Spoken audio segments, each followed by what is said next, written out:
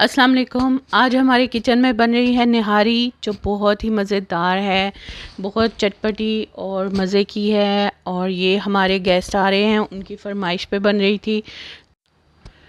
तो ये क्योंकि हमारे गेस्ट थे तो हम तो कह रहे थे भाई सर्दियों में अच्छी लगती है निहारी, लेकिन उनकी फरमाइश थी तो लिहाजा में बनानी पड़ी। ये देखिए स्पेशल नान हमने इसके लिए बनवाए, साथ इसके बहुत ही स्पेशल और बड़े मज़े के लगते हैं। निहारी के साथ नान बहुत अच्छे लगते हैं। तो आप लोग भी ज़रूर इस रेसिपी को ट्राई करें।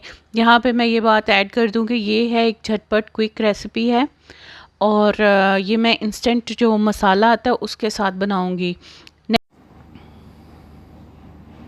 जी, तो सबसे पहले हमने गोश्त ले लिया है। 1 किलो गोश्त है और तकरीबन 750 ग्राम हड्डी है ये।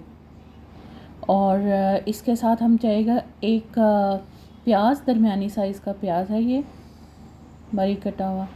और ये है लहसुन अदरक एक चम्मच, 1 चम्मच लहसुन, 1 चम्मच अदरक, ये ग्रेट कर लिया था मैंने। बहुत ही सिंपल, बहुत आसान। और ये है कुकिंग ऑयल। ये पहले हम हाफ़ कप कुकिंग ऑयल डालेंगे। आधा कप कुकिंग ऑयल डाल दिया मैंने। इसको गर्म करके इसमें मैं गोश्त डाल दूँगी। बहुत जल्दी, बहुत आसानी से ये बनती है। प्याज डाल के इसको मैं थोड़ा फ्राई करूँगी। जब ये सुनहरा सा भुन जाएगा तो फिर इसमें गोश्त डाल के उसको भुनेंगे। बहुत जल्दी, बहुत आसानी से ये रेसिपी तैयार हो जाती है। ऐसे जैसे हमारे गेस्ट आ रहे थे, उन्होंने अचानक से फरमाइश कर दी कि भाई हम आ रहे हैं, आप हमारे लिए निहारी बनाएं। इसलिए ये मैं इंस्टेंट मसाले से बना रही हूँ। तो नेक्स्ट टाइम जब मैं बनाऊँगी, जो हमारा एक रवायती तरीक़ाकार है निहारी का, उस तरीके के बनाऊँगी। ये तो क्विक रेसिपी जो है ये वो मैं आपके साथ शेयर कर रही हूँ। देखिए प्याज फ्राई हो गए हैं, अच्छी तरह से गोल्डन हो गए हैं। अब इसमें गोश्त डाल के चंद मिनट इसको हम अच्छी तरह से भून लेंगे, फ्राई कर लेंगे अच्छी तरह से। गोश्त के जो पीस हैं ये आप देख सकते हैं, ये ज़रा बड़े साइज़ के हमने करवाए हैं।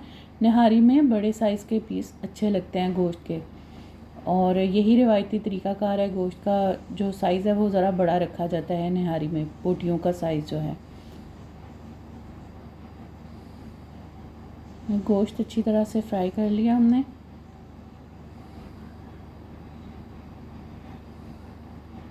ये फ्राई हो गया। अब हम इसमें लहसुन अदरक का पेस्ट डालेंगे, और कोई भी कंपनी का निहारी मसाला जो भी आपको पसंद हो आप वो इसमें शामिल कर सकते हैं। गोश्त फ्राई हो गया है। अब इसमें मैं लहसुन अदरक और निहारी मसाला डाल के इसको चंद मिनट और भूनूंगी अच्छी तरह से। जब मसाला से घी अलग हो जाएगा फिर हम इसमें पानी डालेंगे और इसको वेट लगा देंगे जब तक कि ये गोश्त गल ना जाए। यहाँ पे ये मैं बात शामिल कर दूँ कि मुझे तकरीबन 1 घंटे के लिए ये वेट लगाना पड़ा था।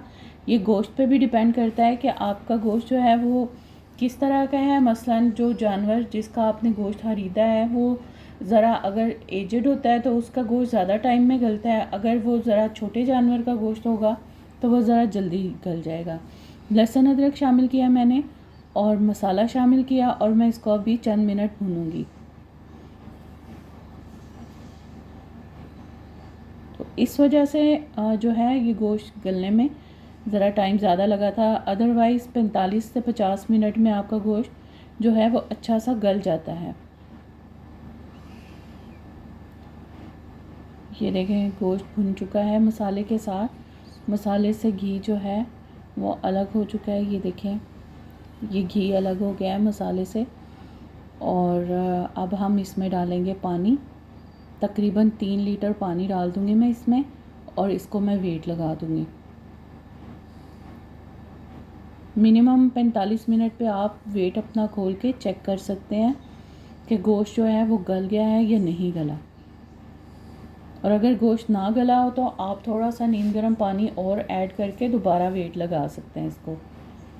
ये देखिए 3 लीटर पानी डाल दिया मैंने, और अब मैं इसको वेट लगा दूँगी।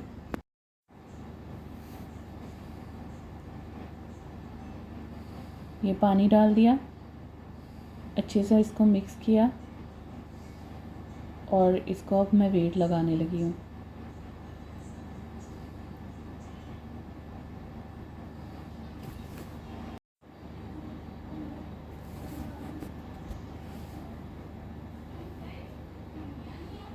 वेट लगा के अब तकरीबन 50 मिनट बाद मैं इसका वेट खोलूँगी और चेक करूँगी। जी, तो ये 1 कप आटा ले लिया आपने, आटा या मैदा जो भी आप चाहें आप ले लें। 1 कप मैदा है ये, इसको मैं आटा है, इसको मैंने भून लिया अच्छी तरह से। ज़रा सा आप भून लेंगे तो निहारी जो है वो और जल्दी बन जाती है। जो आपको इसको पकाना पड़ता है आटा डाल के, तो वो आपका टाइम वो भी बच जाता है। ये ज़रा सा मैं आटा भून लूँगी ताकि जो इसमें हम ऐड करेंगे तो ये इसका कच्चापन जल्दी ख़त्म हो जाए आटे का। आटा बस आपने इस तरह भूनना है कि आपकी वो खुशबू जब आने लगे और कलर ज़रा सा चेंज हो जाए तो आप इसे हटा लेंगे। अब वो ठंडा हो रहा है आटा, तब तक मैं वेट खोल के चेक कर रही हूँ कि जो गोश्त है वो गल गया है या नहीं गला। जी, तो ये देखें गोश्त हमारा जो है वो अच्छी तरह से गल चुका है, माशाल्लाह से तैयार हो चुका है। अब मैं आटा जो मैंने भून के रखा था उसमें मैं 2 कप पानी शामिल करके इसको मैं निहारी में मिक्स करके तो इसको ढककर 10 मिनट तक पका लूँगी। जी, तो ये देखिए निहारी तैयार हो गई है माशाल्लाह से, बहुत अच्छी बहुत लज़ीज़ निहारी तैयार हो गई थी और आप ज़रूर ट्राई करें।